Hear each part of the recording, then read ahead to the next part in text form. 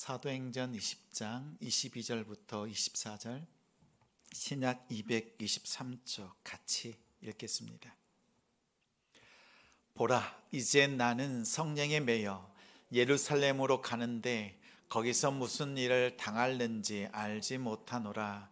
오직 성령이 각 성에서 내게 증언하여 결박과 환난이 나를 기다린다 하시나 내가 달려갈 길과 주 예수께 받은 사명 곧 하나님의 은혜의 복음을 증언하는 일을 마치려 하면은 나의 생명조차 조금도 귀한 것으로 여기지 아니하노라.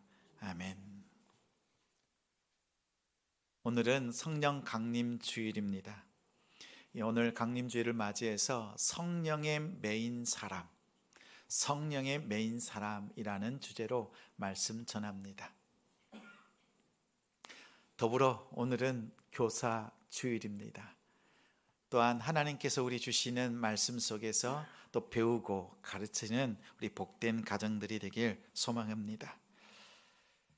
지난주 말씀 제목이 뭐였죠? 뭐였어요? 눈을 이렇게 말똥말똥 저를 그냥 바라보시면 어떡합니까? 부모에게 순종하고 공경하라 그랬죠. 그럼 그 전주의 말씀은요? 목사님 지난주 말씀도 제목이 잘 생각 안 나는데 하나님의 소망이 되는 사람 사무엘에 대한 이 말씀이었죠. 여러분이 기억하지 않는 것이 제게는 은혜입니다. 왜냐하면 제가 1년 전에 썼던 예화를 다시 사용하려고 물어본 거예요. 사도 바울의 삶에 대해서 어떻게 다시 한번 증거할까 살폈지만 1년 전에 전했던 토끼와 거북이 달리기 이야기만큼 이 우화만큼 좋은 예가 없다 이 생각이 들어서 다시 한번 이 예화를 듭니다. 토끼와 거북이가 달리기 시합을 했습니다. 당연히 토끼가 앞장섭니다. 토끼는 거북이가 어디 오는지 한참 뒤에 오는 것을 보았습니다. 그래서 마음이 평안했습니다. 그래서 잠시 마음을 놓은 순간 깊은 잠에 빠졌습니다. 이제 화들짝 놀라서 잠에 깼는데 보니까 거북이가 벌써 결승점 앞을 지나고 있습니다. 헐레벌떡 뛰어갔지만 거북이가 이겼다라는 이야기입니다. 거북이가 토끼를 이긴 이유가 있습니다. 한번 맞춰보세요. 1번, 거북이는 성실했다. 토끼보다 훨씬 성실했다. 2번, 방심하지 않았다. 3번, 기초 체력이 탄탄했다. 4번, 목표가 달랐다. 무엇이라고 생각하세요? 성실했다, 방심하지 않았다, 기초 체력이 튼튼했다. 왜? 결승점까지 갈 정도로. 그런데 진짜 이길 수 있었던 비결은 4번, 목표가 달랐기 때문에 그렇습니다. 토끼의 목표는 뭡니까? 거북이를 이기는 것입니다. 그래서 늘 누구와 비교해요? 거북이하고 비교를 합니다. 거북이보다 조금 앞에 가면 됩니다. 거북이보다 조금 더 부자이면 됩니다. 거북이보다 조금만 더 건강하면 행복합니다. 거북이보다 더 은혜 받으면 그냥 마냥 행복합니다. 행여나 자신이 거북이보다 더 처지지 않을까 안절부절합니다. 이런 사람들은요, 다른 사람이 나보다 더 잘 되는 것을 보면 우울합니다. 자신도 많이 가지고 있는데 다른 사람이 더 많이 가지고 있는 것을 보면서 낙심합니다. 왜요? 자신의 목표가 다른 사람보다 더 즐겁고 행복한 것을, 그것에 목적을 두고 있기 때문에 그렇습니다. 토끼는 비교 의식에 매여 있습니다. 이렇게 비교 의식에 매여 있는 사람도 있습니다. 거북이는 목표가 달랐습니다. 토끼를 이기는 것이 아닙니다. 토끼가 빨리 가든지 아니면 토끼가 늦게 오든지 상관없습니다. 어디 있든지 상관없습니다. 거북이의 목표는 결승점을 통과하는 것이 목표였습니다. 이기고 지는 것보다 이 경기를 끝까지 잘 마치는 것, 완주하는 것이 목표였습니다. 다른 사람이 부자 되고 다른 사람이 잘 나가고 좋은 직장 얻고 잘 됐다는 소식 들으면서 마음의 시기, 질투, 나도 좀 그렇게 됐으면 좋겠다, 이러한 욕심, 욕망, 이런 것들이 생기질 않습니다. 왜냐하면 애시당초 목표가 다르기 때문에 그렇습니다. 거북이는 목표의식, 그 목표가 달랐습니다. 우리 인생도 그렇습니다. 토끼같이 지혜롭고 발빠른 사람들이 있습니다. 이런 사람들을 우리 뭐라고 불러요? 능력자, 유능하다, 이렇게 말합니다. 한편 매우 느린 거북이 같은 사람들이 있습니다. 느릿느릿한 사람들이 있습니다. 능력이 없어 보입니다. 때로는 작게 보이고요, 하찮게 보이는 사람들도 있습니다. 우리 성도들에게 묻겠습니다. 여러분은 토끼로 살겠습니까? 거북이로 살겠습니까? 거북이로 사시겠어요? 그게 더 편해요? 말로는요, 마음속으로는 토끼로 살고 싶죠. 그렇죠? 근데 입술로는 거북이라고 말해야 된다는 것 알아요. 근데 사실 마음속으로는 어때요? 거북이의 삶으로 살고 싶지 않은 게 우리의 마음입니다. 토끼인데 거북이처럼 사는 것, 이 삶이 진정한 삶입니다. 우리 성도들에게 권합니다. 하나님 앞에서나 세상 앞에서나 여러분은 토끼가 되십시오. 거북이가 되려고 노력하지 마세요.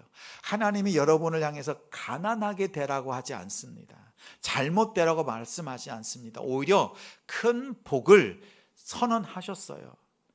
하나님 앞에서나 사람 앞에서나 세상 속에서나 토끼가 되십시오. 더 큰 부자가 되십시오. 더 건강하십시오. 더 큰 일, 더 큰 영향력을 끼치는 사람들이 되십시오. 토끼가 되어서 거북이의 마음으로 사시는 게 중요합니다. 거북이의 마음으로 가지고 살면 됩니다.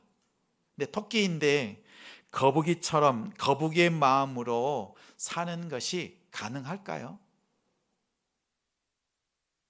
얍삭바른 토끼의 본성이 자주 나옵니다.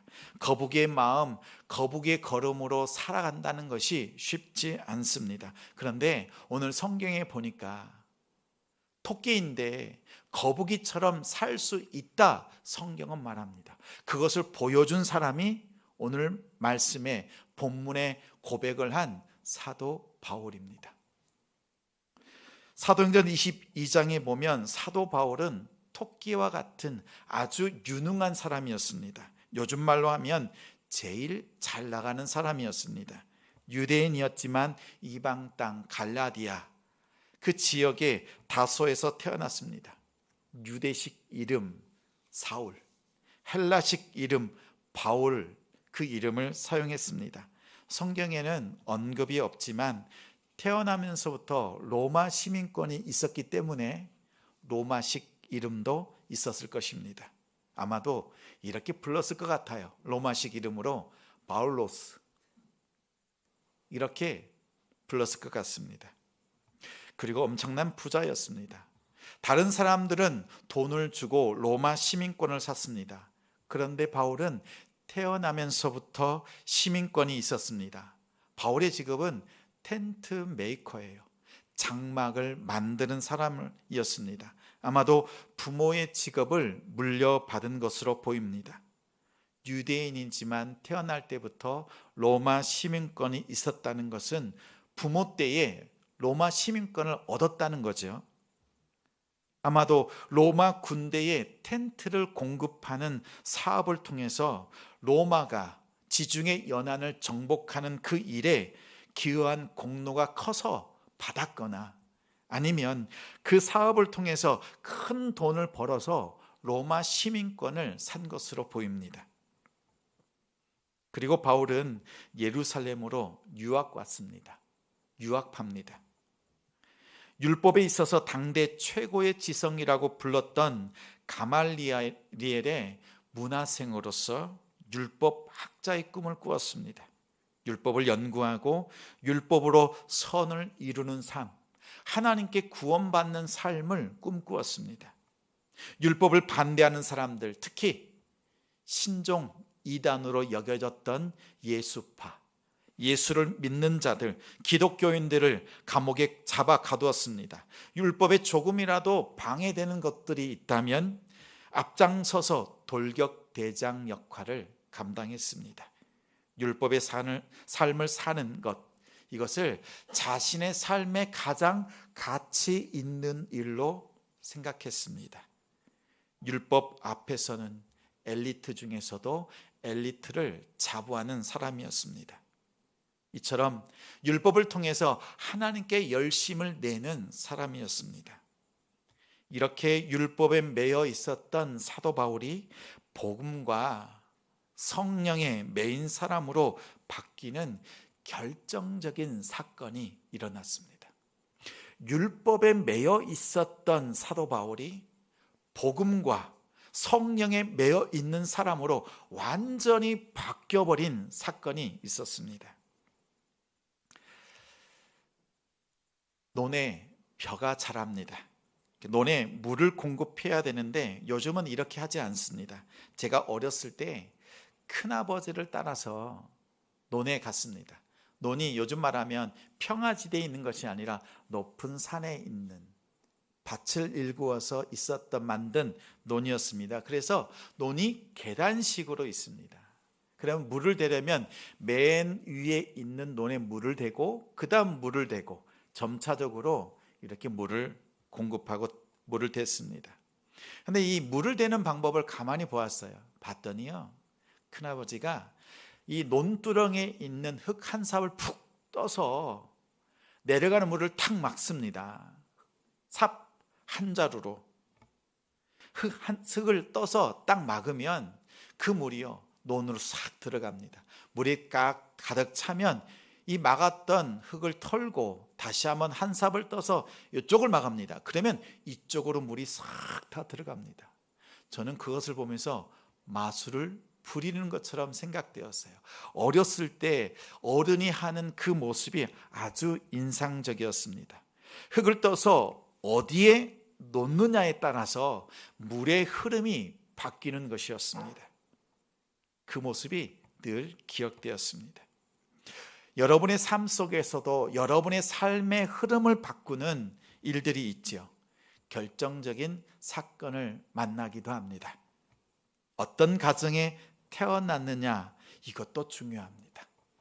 그리고 어떤 친구들을 사귀느냐, 친구를 만나는 것도 너무 중요합니다. 또 어떤 사람과 결혼하느냐, 어떤 직업, 어떤 교육을 받느냐에 따라서 그 삶의 흐름이, 방향이 바뀌어집니다.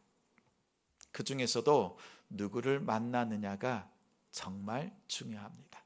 저는 한 사람을 만났습니다. 그 사람을 만나고 난 뒤에 저의 삶의 인생의 흐름이 바뀌었습니다. 어렸을 때, 고등학교 때입니다. 고등학교 때 만났던 정영숙이라고 하는 여자 선생님이었습니다. 이 선생님은 교회 학교 선생님입니다. 그 당시에 제 주변에는 불량배들이 좀 있었습니다. 그래서 충분히 곁길로 빠질 수 있는 그런 상황이었는데 이런 나쁜 친구들과 사귀지 않도록 막아주셨습니다.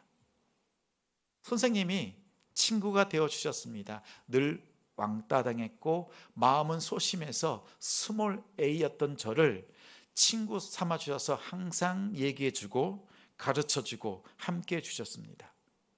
하루는 식중독에 걸렸습니다. 온몸이 퉁퉁 부었습니다. 심지어 이 식도 안에 있는 부분도 점차 부어가고 있을 때 힘든데 무슨 일인지 몰랐습니다. 근데 길을 갈 때 우연히 선생님을 만난 거예요. 선생님이 저를 딱 보자마자 식중독이라는 것을 알았습니다. 선생님은 간호사였습니다. 보자마자 알고 저의 손을 붙잡고 병원으로 달려갔습니다. 선생님이 저를 살렸습니다. 또 선생님이 집에 가면 크로마 하프로 연주합니다. 찬양을 늘 가르쳐 주셨습니다. 그때 배운 찬양 중에 제 평생에 가장 좋아하는 찬양, 갈라디아서 2장 20절, 내가 그리스도와 함께 십자가에 못 박혔나니, 이 찬양이었습니다. 선생님을 만나고 난 뒤에 저의 인생은 바뀌었습니다. 그 흐름이 바뀌었습니다. 선생님을 통해서 예수 그리스도를 만났습니다. 우리 교회 선생님들이 좋은 선생님들이 되어서 우리 자녀들이, 학생들이 정말 예수님을 만나는 그 통로, 축복의 통로로 쓰임받는 우리 선생님들이 되고 있음에 감사드립니다. 우리 선생님들이 정말 우리 친구들에게, 우리 학생들에게 예수님께 인도하는 축복의 통로가 되길 소망합니다. 바울은 율법학자였습니다. 율법의 길을 걸었습니다. 자신의 삶을, 율법의 삶을 살아가는 것이 최고의 가치라고 생각했습니다. 하나님께 열심을 냈습니다. 예수님 믿는 자들을 붙잡아서 옥에 가두기 위해서, 더 많이 붙잡기 위해서 이제는 다메섹, 지금으로 말하면 시리아, 다마스커스로 가는 길에 올랐습니다. 그 가는 길에 누군가 이 바울의 길을 막았습니다. 아주 밝은 빛에 눈이 멀어버렸습니다. 보이지 않았습니다. 다만 그 한 음성이 들렸습니다. 그분이 말합니다. 그분이 바울을 부를 때 히브리식 이름으로 불렀습니다. 사울아, 사울아, 어찌하여 나를 박해하느냐? 주여, 누구십니까? 그러자 내가 박해하는 예수니라, 이 음성이 들렸습니다. 곧 이어서 시내로 들어가라, 네가 행해야 될 것을 내가 가르쳐 주리라 말씀합니다. 바울의 율법의 삶, 정말 율법을 통해서 하나님께 영광에 된 삶을 살겠다, 이렇게 그 목적으로 살던 사도 바울의 그 길을 부활하신 예수님께서 나타나셔서 딱 막으셨습니다. 그리고 율법의 삶에서 복음의 삶으로 그의 삶의 방향을 완전히 바꿔두셨습니다. 바울이 환상 속에서 예수님을 만났습니다. 다른 제자들과 만난 예수님과 사도 바울이 만난 예수님은 다릅니다. 12제자는 누구를 만났어요? 예수님이 살아계실 때 사람의 모습으로 계신 예수님을 만났습니다. 그분의 부르심을 받았습니다. 그분을 통해서 사명을 받았습니다. 지금 사도 바울은 다메섹 도상에서 부활하신 예수님을 만납니다. 부활하신 예수님을 만났습니다. 죽으셨으나 부활하신 예수 그리스도를 만났습니다. 그래서 바울의 삶에서는, 그가 전하는 복음 속에서는 십자가에 죽으신 예수 그리스도, 그리고 부활하신 예수 그리스도만 증거합니다. 그리고 이렇게 기적처럼 예수님을 만나고 난 뒤에 사도 바울이 한 일이 있습니다. 갈라디아서 1장 16절 17절에 보면 자신의 삶, 예수님을 만나고 난 뒤에 자신이 행한 일을 기록해 두었습니다. 예수님을 전하는 이방인의 사도로 부름받았다는 것을 예수님께서 자신에게 찾아왔을 때 깨달았다고 합니다. 그리고 그 사명을 받고 난 뒤에 자신의 혈육, 부모나 형제들에게 찾아가서 의논하지 않았다고 합니다. 더 나아가 자신보다 먼저 사도로 부름받은, 제자로 부름받았던 12제자를 찾아가는 것도 하지 않았습니다. 그가 가장 먼저 했던 일은요, 아라비아 사막으로 갔습니다. 17절에 보니까, 갈라디아서 1장 17절에 보니까 다른 것을 하지 않고 아라비아 사막으로 갔다가 다메섹 도상으로 다시 다메섹으로 돌아왔습니다. 그 이후에 3년 만에 다시 예루살렘으로 갔다고 말합니다. 보십시오. 예수님을 만나고 난 뒤에 가장 먼저 한 일이 사역을 한 게 아니에요. 복음을 전한 것이 아니에요. 아라비아로 갔습니다. 바울은 예수님이 만나 주셨습니다. 예수님께서 직접 부르셨습니다. 그들이 제자예요. 부활하신 예수님께서 나타나셔서 사도 바울을 불러주셨습니다. 그래서 제자가 되고 사도가 되었다고 바울은 힘줘서 말합니다. 부르심, 소명이 분명합니다. 또한 이방인의 사도로 쓰임받을 것이다 라고 하는 그 사명도 알았습니다. 분명히 깨달았습니다. 그런데 소명도 있고 사명도 있는데 사도 바울이 가장 먼저 한 일은 아라비아 사막으로 가는 것이었습니다. 근데 이 일에 대해서 왜 아라비아 사막으로 갔는지 구체적으로 바울은 말하지 않고 있지만 바울이 어떤 일을 했는지, 사마리아 사막에서 한 일이 무엇인지 충분히 알 수 있습니다. 바울은 율법에 정통한 율법학자입니다. 하나님이 율법도 주셨고 예수님도 주셨다는 것을 깨달았습니다. 자신이 정말 추앙했던 율법, 그리고 부활하신 예수님도 하나님께서 주셨다는 것을 깨달았습니다. 바울은 알기를 원했습니다. 율법을 통해서 하나님의 복음이 임하였고 또한 예수님을 통해서 복음이 임하였습니다. 하나님이 주신 율법이 악합니까? 예수님만 선합니까? 그렇지 않습니다. 하나님이 구약에 주신 율법도 선하고 또한 예수 그리스도도 선합니다. 어떤 것 하나 열세한 것이 없습니다. 하나님께서 선한 것을 다 주셨어요. 율법도 복음이고 예수님도 복음이에요. 이 어느 것 하나 하나님 앞에서 상반된 것이 아닙니다. 바울은 생각해요. 하나님께서 율법을 주신 목적이 있다. 또한 예수 그리스도를 이 땅에 주신 목적도 있다. 이 두 가지의 선한 그 목적이 무엇일까 곰곰이 생각합니다. 그래서 율법의 참된 의미가 무엇일까? 율법이 말하는 바가 무엇인지 연구할 필요를 느꼈습니다. 율법 학자잖아요. 율법에 대해서는 암송하고 모든 것을 꿰을 정도로 아주 정통한 사람이었습니다. 그래서 다른 사역을 하기 전에, 다른 사람들, 제자들, 예수님의 제자들을 만나기 전에 아라비아 사막으로 갔습니다. 그리고 그곳에서 3년 정도 율법에 대해서, 율법이 말하고 있는 진정한 뜻이 무엇인지를 연구하고 살폈던 것으로 보입니다. 사도 바울은 사역을 앞서서 이 일을 했습니다. 돋보기 아시죠? 돋보기. 햇빛이 비칠 때 돋보기를 딱 놓으면 어때요? 빛이 한 곳으로 쫙 모이죠. 맨 끝에 초점이 모이는 곳에 어떻게 됩니까? 점점 뜨거워지더니 이제 연기가 나고 불이 붙습니다. 3년여 시간, 그 년 동안 바울은 말씀을 연구합니다. 그동안 자신이 알고 있었던 율법을 연구하고 또 연구하고 묵상했습니다. 그랬더니요, 이 율법이 가리키고 있는 것이요, 율법을 다 모아놓고 보니까 그 율법이 가리키고 있는 것, 그 초점이 누구예요? 예수 그리스도인 거예요. 이 모든 구약의 말씀이 예수님을 예표하고 있고 예수님을 말씀하고 있고 예수님을 가리키고 있는 거예요. 예수님의 탄생, 예수님의 죽으심, 예수님의 부활에 대해서 말씀하고 있는 거예요. 이 모든 율법이요. 바울은 그것을 깨달았어요.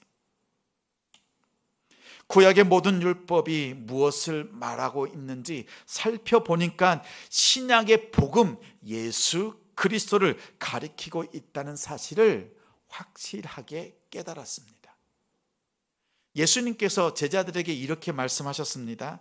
나는 율법을 폐하러 온 것이 아니라 율법을 온전케 완전케 하려 왔노라. 제자들은 그 말이 무슨 말인지도 몰랐습니다. 율법 학자들도 몰랐습니다. 오해했습니다. 예수님이 그 율법을 다 폐하러 온 줄 알았습니다.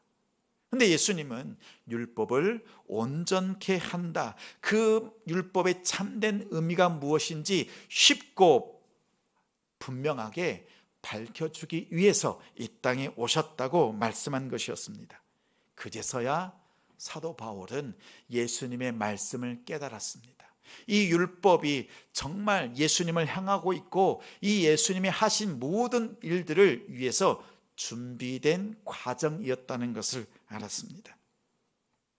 바울은 이것을 깨닫고 난 뒤에 부활하신 예수님을 또 보여달라고, 그 환상을 보여달라고, 그 음성을 들려달라고 계속 기도하지 않았습니다. 뜨거운 체험도, 환상을 보고 계시의 음성을 듣는 것, 마음이 뜨거워지는 그런 경험들도 있지만 그 경험들은 부차적인 거였어요. 병이 낫는 것 부차적인 거예요. 뭐가 더 중요해요? 예수님을 환상 속에 만나고 음성을 듣는 것도 중요하지만 율법의 말씀 속에서 주님을 만나는 것, 그것이 더 중요하다는 것을 알았습니다. 그래서 자신의 삶의 목적을 바꾸는 거예요. 예수님을 만났으니까 또 환상 속에 또 보여주시고 내일도 보여주시고 음성 들려주세요. 이것을 간구한 것이 아니라 예수님을 구하는 거예요. 예수님을 전하는 복음을 구했습니다. 자신의 삶의 목적을 이렇게 선언합니다. 24절 말씀 화면을 보고 같이 읽습니다. 내가 달려갈 길과 주 예수께 받은 사명 곧 하나님의 은혜의 복음을 증언하는 일을 마치려 하면은 나의 생명조차 조금도 귀한 것으로 여기지 아니하노라. 본래 나의 달려갈 길은 율법의 길이었는데 나는 이제 복음의 길로 간다. 그리고 주 예수께 받은 사명, 그 소명을 따라 그 목적을 가지고 간다라고 선언했습니다. 이렇게 고백할 수 있었던 것은 하나님의 말씀, 그 율법 속에서 예수 그리스도를 만나고 나서입니다. 이제는 더 이상 환상이나 다른 것에 확신을 구하지 않습니다. 화면을 보여주세요. 율법이 말하는 성경, 그 성경이 말하고 있는 자신의 목적, 말씀 속에서 예수 그리스도를 발견하고 예수 그리스도를 확신합니다. 여러분 이런 질문 받아보셨죠? 예수님을 인격적으로 만나셨나요? 예수님을 인격적으로 만나셨어요? 이 질문 받으면 어떻게 대답해야 될지 잘 모를 때가 있지요. 이 대답이 어렵지 않습니다. 성경은 하나님의 품격이 담겨 있다고 말씀드렸죠. 성경 자체가 하나님의 말씀이에요. 이 말씀은 하나님의 품격이 담겨 있습니다. 그래서 우리가 성경을 펼쳐서 읽을 때 하나님이 하신 일이 내 마음속에 믿어진다. 그러면 하나님을 만난 거예요. 뭔가 특별한 경험, 사도 바울처럼 환상 속에서 하나님의 음성, 부활하신 예수님을 만나는 것, 그런 경험이 없다 하더라도 디모데는 어려서부터 말씀 속에서 자랐습니다. 그런 경험이 없어요. 그래도 말씀 속에서 그 말씀이 믿어져서 예수 그리스도를 나의 구주, 나의 주인, 나의 구세주라고 고백합니다. 그렇다면 하나님을 인격적으로 만난 겁니다. 말씀이 믿어진다면 여러분 하나님을 만난 거예요. 두려워하지 마십시오. 이것이 확실한 은혜입니다. 사도 바울이 자신이 그전에 율법으로 살았던 것, 예수님을 환상 속에 만났던 것을 이제는 도무지 자랑하지 않습니다. 하나님께서 자신을 불러주신 것에 감사하고 이제 그 율법이 지향하고 있고 비춰주고 있는 그 예수 그리스도만 전하기를 그 마음에 확증했습니다. 우리가 말가복 참여하는 우리 성도들, 그리고 오늘 권사님이 간증해 주셨잖아요. 말씀 속에서 주시는 확신, 그것이면 족합니다. 우리가 기적을 체험하고 아니면 하나님을 알고 싶은 종교적인 그 지식, 호기심, 아니면 뭔가 치료받고 기적을 체험해서 하나님을 만나건 어떤 과정을 통해서든 제일 중요한 것은 말씀을 통해서 예수 그리스도를 만나는 것, 말씀이 믿어지는 것입니다. 사도 바울은 이 말씀을, 자신의 삶을 이렇게 선포했던 것입니다. 또한 이렇게 복음을 위해서, 예수 그리스도를 위해서 살겠다고 선포한 바울의 삶의 방식이 있어요. 그것은 다른 것이 아닙니다. 성령에 매여 사는 삶입니다. 22절, 23절 화면을 보고 같이 읽습니다. 보라, 이제 나는 성령에 매여 예루살렘으로 가는데 거기서 무슨 일을 당할는지 알지 못하노라. 오직 성령이 각 성에서 내게 증언하여 결박과 환난이 나를 기다린다 하시나.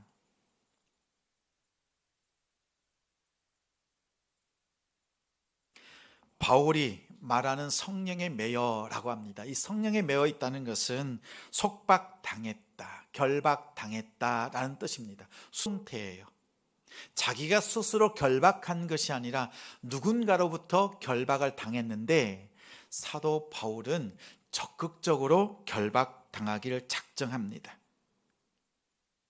더 적극적으로 성령에 매인 삶을 살았습니다.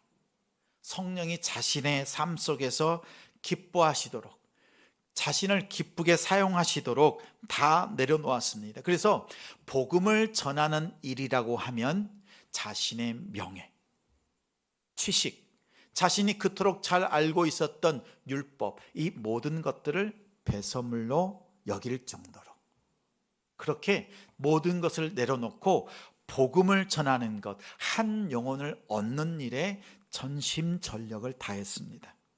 그 삶이 성령의 매인 삶이라고 합니다. 바울은 지혜로운 사람이었습니다. 발빠른 토끼와 같았습니다. 유능합니다. 아주 영향력 있는 사람이었지만 복음을 위해서 그의 마음을, 그의 삶을 다 내려놓았습니다. 그의 삶은 예수와 복음을 위한 삶, 그의 삶의 방식은 성령에 매여서 사는 삶. 그래서 한 영혼을 구원하는 일이라면 물질, 시간, 그리고 자신의 그 어떠한 것도 아끼지 않고 그 일을 위해서 내어주는 삶을 살았습니다. 세상 사람들이 보면 어리석은 것처럼 보이지요. 토끼였지만 거북이처럼 그 마음으로 오히려 더딘거림으로 살아낸 사람이 사도 바울입니다. 사도 바울은 오늘 이 간증을 통해서 우리에게 이렇게 말합니다. 여러분도 토끼가 되십시오. 하나님 앞에 믿음의 큰 사람, 또 유능한 사람, 지혜로운 사람, 또 영향력 있는 사람, 부유한 사람이 되십시오. 그리고 그 다음 예수와 복음을 위해서 거북이처럼, 거북이의 마음으로, 우리 그리스도의 마음으로, 그 사람으로 섬기는 사람이 되십시오 라고 우리에게 이 말씀을 통해서 권면하고 있습니다. 오늘 이 땅을 살아가는 우리 성도 여러분, 그리고 교사로서 자녀들을, 그리고 우리 교육부 친구들을 섬기는 우리 선생님들, 우리 부모님들 기억하십시오. 성령의 매인 삶, 이것이 중요합니다. 복음을 위해서, 예수 그리스도를 위해서 사는 삶이 중요합니다. 하나님 앞에서나 세상에서나 토끼와 같이 바울처럼 잘 되십시오.